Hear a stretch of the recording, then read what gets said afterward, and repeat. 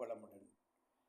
அன்பான ஒளியின் ஒளி நேயர்களே, உங்களை வணங்கி மகிழ்வது உங்கள் சித்தயோகி பேரம்பலவாணன். யோகம் எப்படிப்பட்ட யோகம்? கோடீஸ்வர யோகம். கோடீஸ்வர யோகம் என்பது என்ன?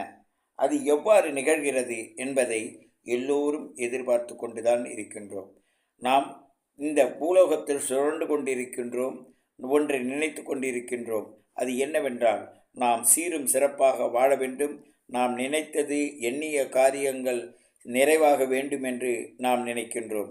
அப்படிப்பட்ட நிறைவான எண்ணங்களை வாழ்வதற்கு நம் ஜோதிட கலையின் மூலமாக கணக்குகளை எடுத்து அந்த கணக்கின் மூலமாக நாம் பல உண்மைகளை மக்களுக்கு எடுத்து சொல்கிறோம். அதை உணர்கிறார்கள். ஆமாம், அப்படிதான் என்று ஏற்றுக்கொள்கிறார்கள். அப்படியே அந்த கணக்கும் அவருடைய வாழ்க்கையின் அனுபவமும் ஒன்றாக இருப்பதால் அவர்கள் உணர்ந்து கொள்கிறார்கள். அப்படிப்பட்ட உணர்வை மேலும் மேலும் மெருகேற்றும் வகையால் நம்மளுடைய முன்னோர்கள் நமக்கு பல கருத்துக்களை சொல்லியிருக்கிறார்கள்.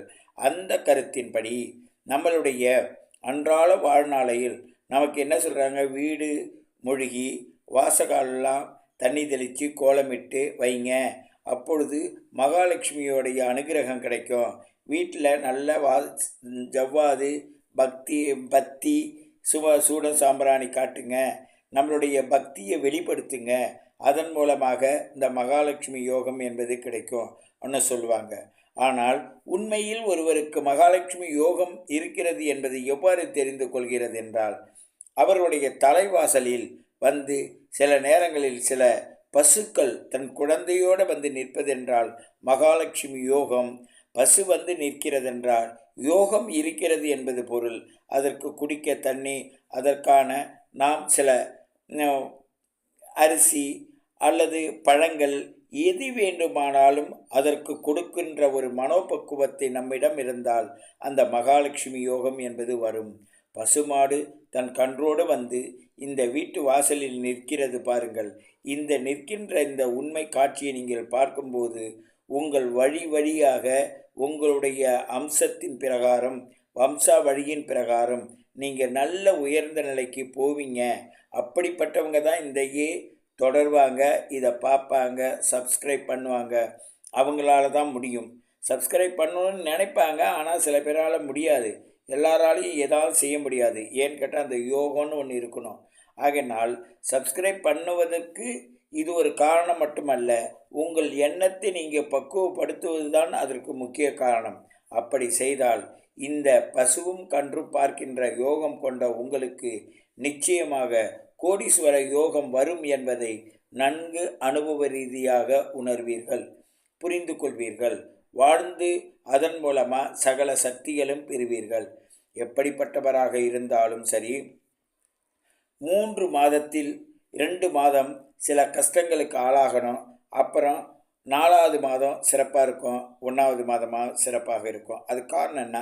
ஒரு காரியம் ஆரம்பிக்கும்போது நம்ம வேகத்தோடு உள்ளே போகிறோம், அதுக்கு பிறகு நிறுத்திடுறோம், அதுக்கு பிறகு அந்த காரியம் முடிகிற நேரத்தில் சுறுசுறுப்பை காட்டுறோம். இதுதான் ஒரு காரணம். இது எந்தெந்த நேரத்தில் இப்படியெல்லாம் செய்யும் என்பதை ஜோதிடர் மூலமாக நீங்கள் தெரிந்து கொண்டால், இந்த இடத்துலலாம் தோய்வு விடக்கூடாது, இந்த இடத்துல இயற்கையாகவே அந்த தன்மையை உங்களுக்கு கிடைச்சிடும். இதெல்லாம் நீங்கள் உணர வச்சிட்டாங்கன்னா அதன் மூலமாக உங்களுடைய வாழ்க்கையின் இனிமையை நன்கு உணரலாம். அன்புள்ள நேயர்களே, நீங்கள் இந்த பிறப்பு சாமானியமாக எடுக்கவில்லை, மிகவும் உணர்ந்து பல பக்குவம் அடைந்துதான் இங்கே வந்திருக்கீங்க. ஆனால் இன்றைய கால சூழலில் உங்களை அவங்க மாயை மூலமாக உங்களை நீங்கள் புரிந்து கொள்ளாத அளவுக்கு எடுத்துதான் செல்லும். இருப்பினும் உங்களுடைய மனோதைரியமும் ஜோதிட கலையின் அனுபவ உண்மைகளையும் எந்த அளவுக்கு உணர்ந்து இருக்கிறீர்களோ அந்த அளவுக்கு உங்களுடைய வாழ்க்கையினுடைய சிறப்பை நீங்கள் உணர முடியும், உணர்ந்ததுபடி வாழ முடியும். கோடீஸ்வர யோகம் என்பதை பல வழிகளில் நாம் காணலாம். நம்மளுடைய வீட்டில் பட்டாம்பூச்சிகள் பறந்து வந்தாலும் சரி, உள்ள சிட்டுக்குருவிகள் உள்ளே வந்தாலும் சரி, புறாக்கள் வந்து கூடு கட்டியிருந்தாலும் சரி, அல்லது நம்மளுடைய வீட்டை சுற்றிலும் எப்பொழுதும் மனமாக இருக்கின்ற பூக்கள் பூத்து குலுங்கினாலும் சரி, அல்லது எல்லோரும் அன்பாக இருப்பதை பிறர் பார்க்காத அளவிற்கு இருக்க வேண்டும். ஏனென்றால் பிறருடைய கண் திருஷ்டி அவங்களை மேலும் மேலும் வளராதபடி தடுத்துவிடும் என்பதற்காக தான் பிறர் கண் படாத அளவுக்கு இருக்க வேண்டும். அதுபோலதான் இந்த வண்ணத்து பூச்சாக இருந்தாலும் சரி, சில மிருகங்கள் ராஜ மிருகங்கள் என்று சொல்லக்கூடிய, அதாவது மான், முயல், இது போன்ற உள்ளதும் சரி, உங்களுக்கு மயில், குயில் இவை வருவதாக இருந்தாலும் சரி, அவையெல்லாம் உங்களுக்கு ராஜ வம்சத்தை அம்சத்தை நீங்கள் படைத்தவர்கள், நீங்கள் வாழ்வீர்கள் என்பதை உங்களை திடப்படுத்துவதற்காக தான் அங்கே வருகிறது. அதை திடமாக எடுத்து சொல்வதுதான் திடமாகும். அப்படிப்பட்ட நிலையில் இந்த அற்புத இயற்கை காட்சியை பாருங்கள்.